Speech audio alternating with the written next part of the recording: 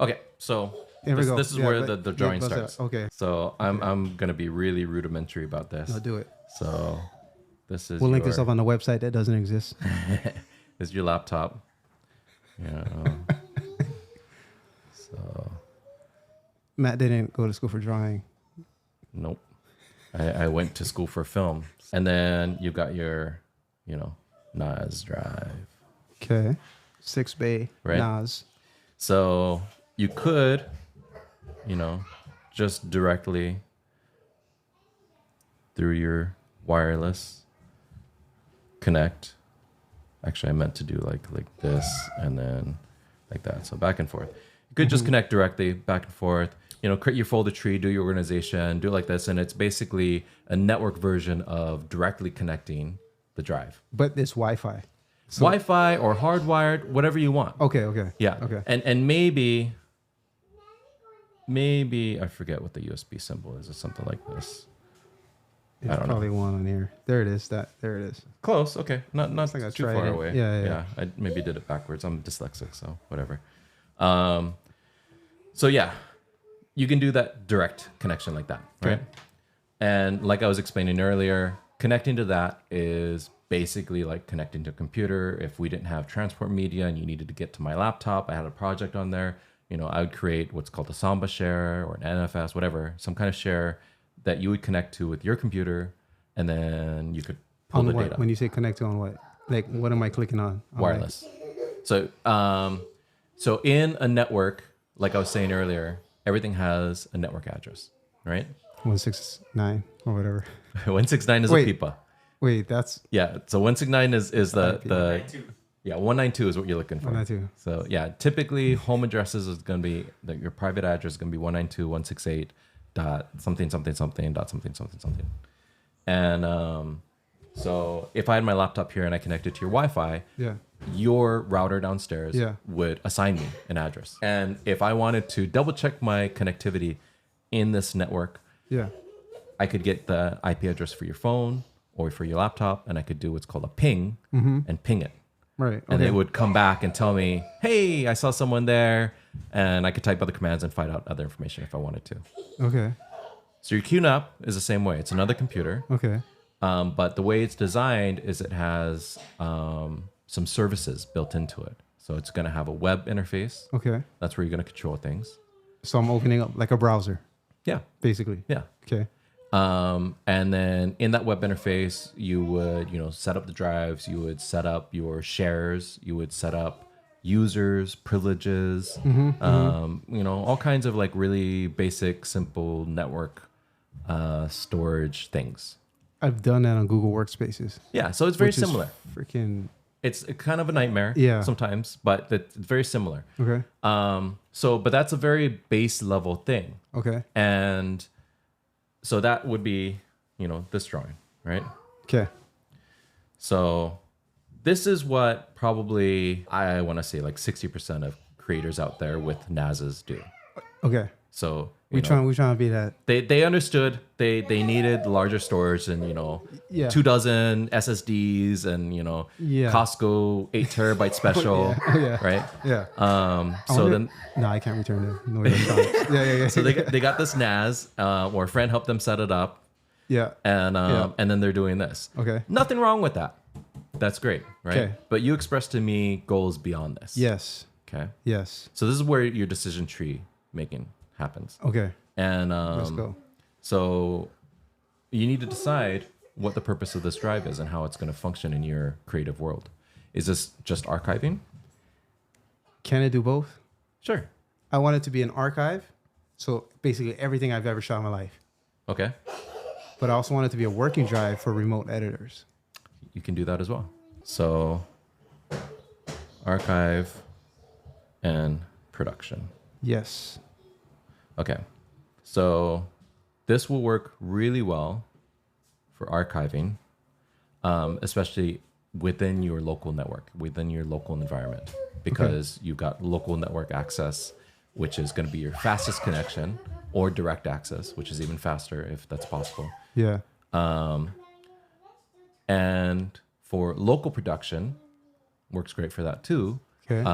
Maybe not editing directly off of, but pulling the data off of and then editing and then putting back, can Right. work well for that. Right. For sharing, for cloud type of stuff, your bottleneck is your internet connection. The speed of the internet Right. connection. Because, going down is fast, going up for consumer connections is slow. It's usually maybe like 5% of your 5% or less of what your download speed is. Okay.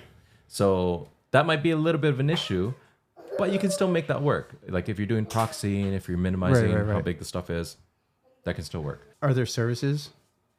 Or like, what if I just paid you to do that? Yeah, so that is an option. So you could use my server. Your initial upload would still be kind of slow, but once it's there, the download for your people would be fast because the connection at my server is it's called asymmetrical, 1 gig up, 1 gig down.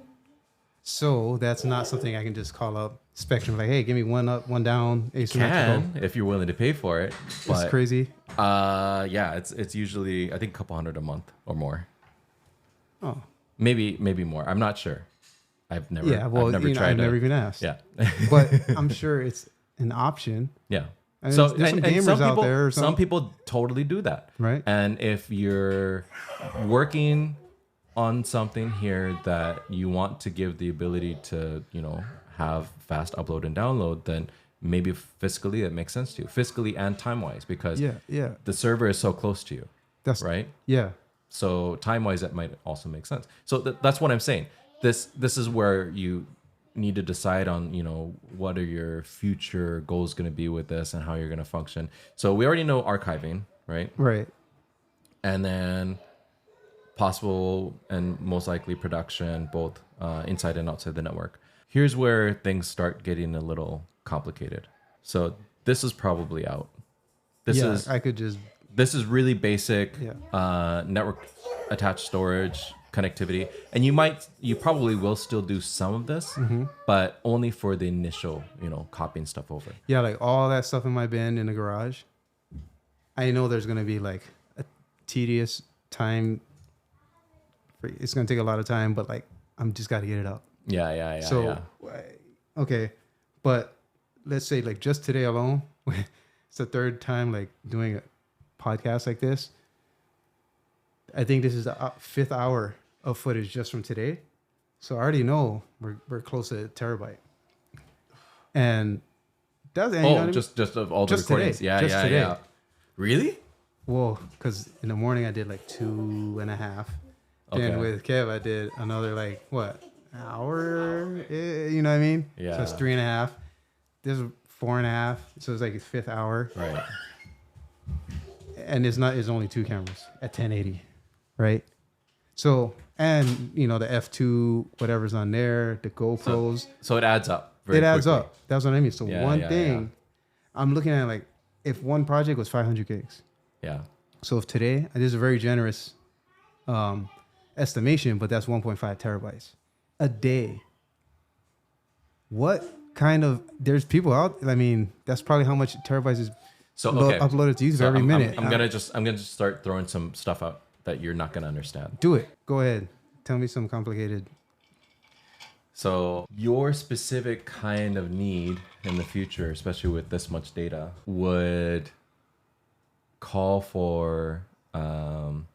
So in the network world, we have Wi-Fi speeds. We have 100 meg, gigabit, and 10 gigabit. So originally, most home networks, the most standard network speed was 100 megabit. There might even have been 10. Super slow. And then what's standard now is called gigabit. And when I say standard, that's like standard for like the last 20, 25 years. The networking technology is like very slow moving. Okay. So what you would need for the kind of stuff that you would do and the amount of speed that you would need was called 10 gig network. And I don't know if you've ever seen like Linus Tech Tips, but he's a YouTube channel. Yeah. So he's a content creator, mostly reviews tech stuff, servers, gaming, does a lot of gaming stuff, all the graphics cards. I watch it, for some of his reviews on Mac. He likes to dunk on Mac a lot. Okay. But then he's got guys that are definitely like, Mac files. But he's done a tour of his home, and he's one of these guys. He's got, a 10 gig network in his home, networking closet with that stuff. And then he would have a NAS like that in Okay. there. And then, downstairs, he would physically plug into a jack on the wall, and then he could, do his editing right there. Pull the stuff off the drive, put it back. It's super fast, super snappy. So that would be like, an ultimate setup. And in some scenarios, there are companies that, are outfitted with even faster networks. And I don't even know what that network is, but then they edit directly off the drives. I think actually his office, they do that. Well, that's only because he has that 10 gigabyte connection. Yeah. And then they have the money to, throw at a server and figure all the stuff out. And we're not there yet. But Well, how much is that? like tens of thousands of dollars easily.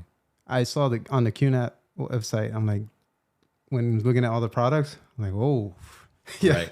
There's some big price tags and big machine, like hallways Yeah. type of setups. Okay. You got a hallway here. I do. All right. Second floor is mine. So for your particular setup, you've got your QNAP, and then the QNAP has its own software built in. And, they've got a great product, but honestly, I'm not a big fan of their software, of the interface, of what it offers, how it functions. I've used a couple different ones, and it's always felt kind of bloated to me. Okay. They have automatically kind of like an app store Yeah, where yeah. there's all these apps you can download and install, and then usually they're kind of like freemium, like you download and install it, but not all the features are there, and if you want more of the features, then you have to pay. And paying for products and services like that, it's not a bad thing because it usually comes with support. You can call someone if you've got problems. But it's kind of hard to know without having experience with those apps, like, what do these do? How do they work? They usually don't have any instructions. And we've got a couple of these where when we reboot them, they take forever.